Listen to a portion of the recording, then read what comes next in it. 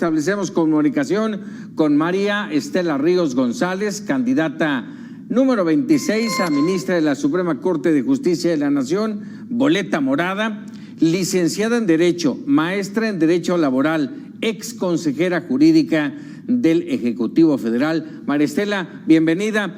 ¿Qué necesita la justicia en México?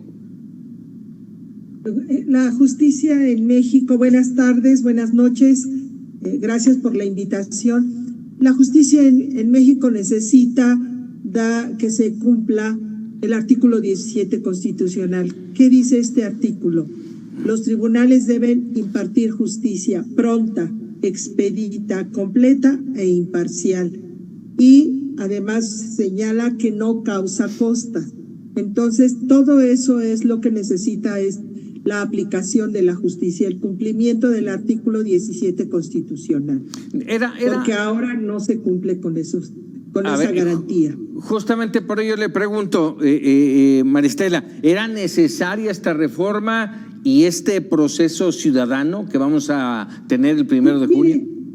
Desde luego que era necesaria y era muy importante, y es muy importante y trascendente. Entiendo que haya quienes se opongan a este proceso porque ven afectados sus intereses, pero desde luego que fue decisión de la mayoría del pueblo llevar a cabo esta reforma constitucional y era necesaria porque el Poder Judicial se había convertido en un poder elitista e inclusive quería constituirse en la Suprema Corte de la Nación el Supremo Poder Constituyente, facultad que no le tiene concedida la Constitución. El Poder Constituyente radica en el Poder Legislativo y en las legislaturas de los estados. Así se constituye, así se forma el Poder Constituyente permanente. Y hubo pretensiones inclusive de inaplicar artículos de la Constitución, lo cual significa derogar prácticamente esos artículos. Por tanto, sí se hacía necesaria esta reforma. Y es un avance porque, bueno, el derecho al voto ha pasado por un proceso histórico que comenzó desde el voto solo para los propietarios, allá por el siglo XVIII, hasta llegar a las mujeres, a llegar a los africanos, y ahora llega a la elección del Poder Judicial. Se elegía al Poder Ejecutivo, se elegía al Poder Legislativo, y en un avance más democrático, ahora se elige al nuevo Poder Judicial. A ver, María Estela, con este nuevo Poder Judicial, con esta reforma, ¿verdaderamente vamos a alcanzar justicia pronta y expedita? Yo creo que sí, en la medida en que se van a reformar también, va a haber compromiso de agilizar los procedimientos. Yo en lo particular estoy comprometida. Y hay que entender que este es un proceso que inicia, no es un proceso acabado, es un proceso que va en un continuum y en ese continuum se va a ir perfeccionando para aplicar. ¿Cuánto tiempo nos va a llevar? Y le pregunto por esto. Le pregunto por esto, María Estela, porque estamos hablando de que vamos a elegir jueces, ministros, magistrados, pero el problema de la justicia va a fiscalías, a ministerios públicos, a policías.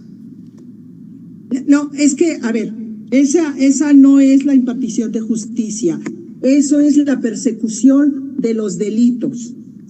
Cuando se llega al Poder Judicial, lo que se intenta es llevar a cabo un proceso, tratándose de materia penal, de un proceso penal que debe ajustarse a la Constitución y a las normas que le rigen. Y en ese sentido, efectivamente, participa el juez y participa el Ministerio Público y participan las víctimas y hay una serie de procedimientos orales que seguir.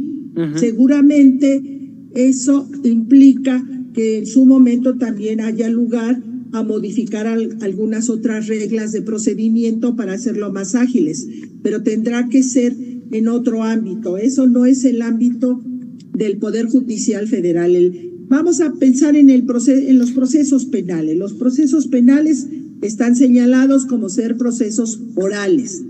En los Muchos que de esos... el juez, hay un juez de instrucción y hay un juez de proceso. Entonces, todos estos procedimientos se llevan a cabo, sí, ante los juzgadores, pero hay una serie de prerequisitos para que pueda llevarse a cabo ese proceso que corresponde efectivamente a las fiscalías. Muchos de esos procesos se ven truncados por una mala integración de donde yo le hacía mención, justamente por eso se lo señalaba, maestra.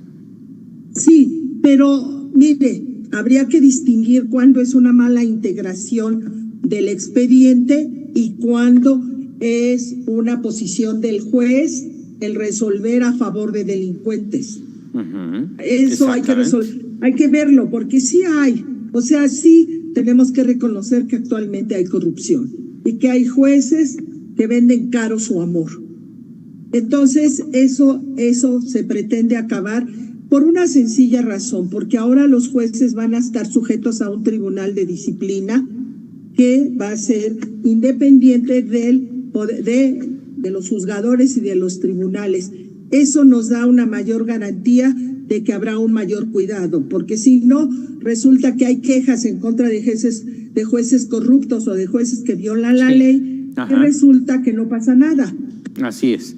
María Estela Ríos González, candidata número 26 a la Suprema Corte de Justicia. Ya para cerrar esta charla, María Estela, ¿por qué votar por usted? Me es difícil decir por qué votar por mí. Le voy a decir por qué, porque dicen que alabanza en boca propia es vituperio. Pero ¿a qué me comprometo? Me comprometo a actuar con probidad, con imparcialidad, me comprometo a actuar de manera incorruptible. Tengo fama de serlo, no solo a nivel nacional, sino a nivel internacional. Soy una mujer que le gusta, una profesional que le gusta resolver jurídicamente los asuntos con mucho cuidado y con mucho sustento jurídico. Eso es lo que yo ofrezco. Ofrezco mi probidad, ofrezco no dejarme llevar por intereses personales, no los tengo, ni por intereses mezquinos. Tendré el deber, y así seré, de actuar imparcialmente.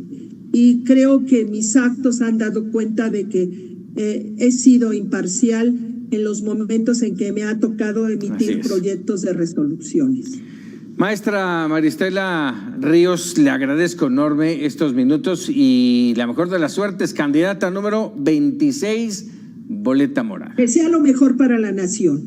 Gracias.